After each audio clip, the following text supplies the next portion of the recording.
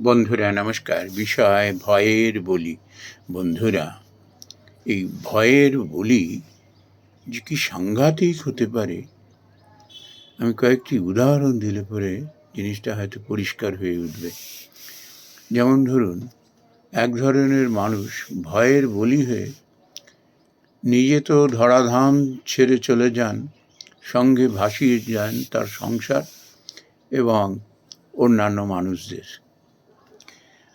আর দ্বিতীয় শ্রেণীর যারা ভয়ের বলি, তারা তিল তিল করে নিজেরা জ্বলতে থাকেন আর তার সংসারটাকে জ্বালাতে থাকেন।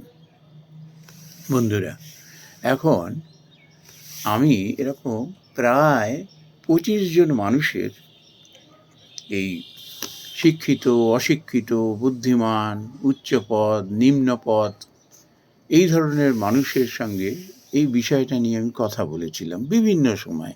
প্রায় 25 জন মানুষ হবে। তো তাদের মধ্যে থেকে যে বিষয়টা বেরিয়ে এসছে সেটাই হলো আলোচনার বিষয়। আমি এই 25 জনের মধ্যে থেকে আমি কারোর কাছ থেকে কোনো স্যাটিসফ্যাক্টরি জবাব পাইনি, কোনো সন্তোষজনক তাদের ব্যাখ্যা আমি পাইনি। প্রত্যেকেই একটি কথা বলে জাস্টিফাই করেছেন নিজেকে।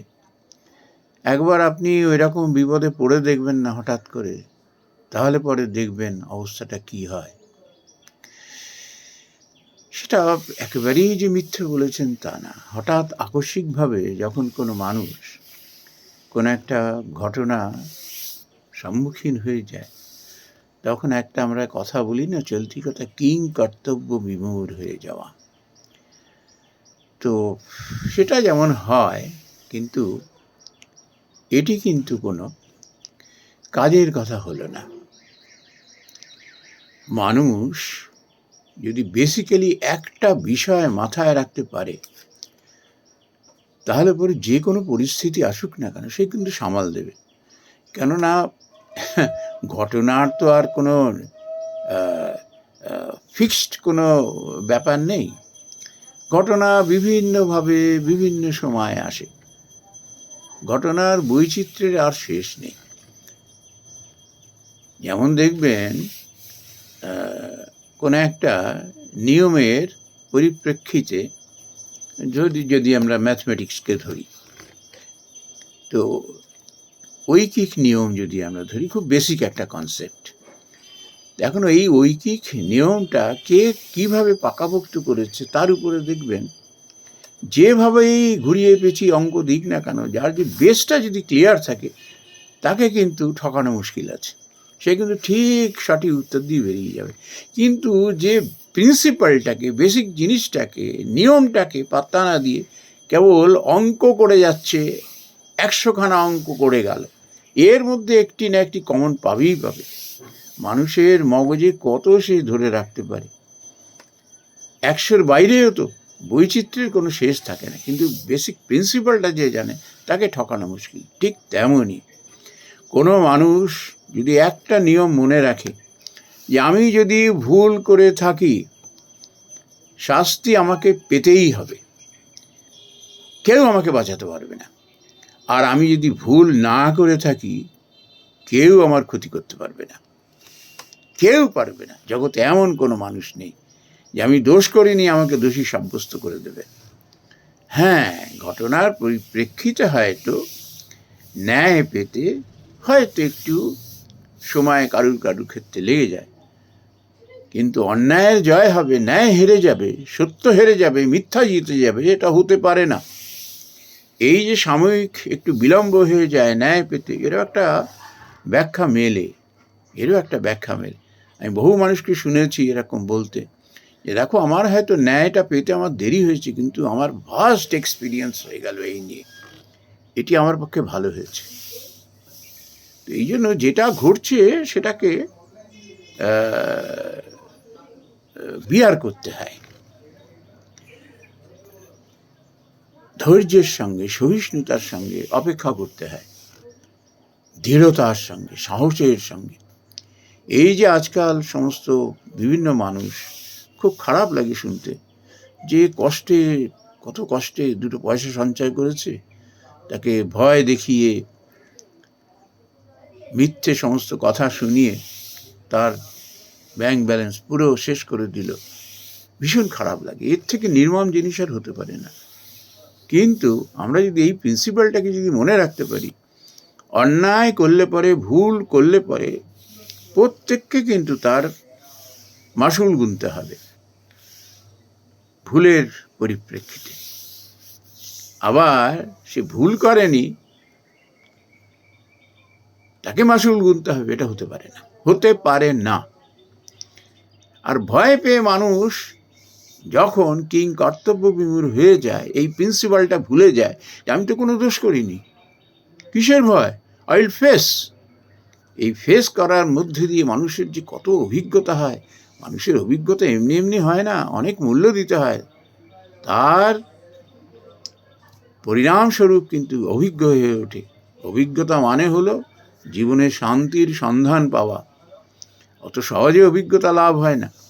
কিন্তু মানুষ সিচুয়েশনকে এড়িয়ে যেতে চেষ্টা করলে তার কপালে দুর্ভোগই জোটে। এই জন্যই কি হয়, যে কোনো পরিস্থিতি হোক না কেন ফেস করতে হয় দৃঢ়তার সঙ্গে, সাহসের সঙ্গে।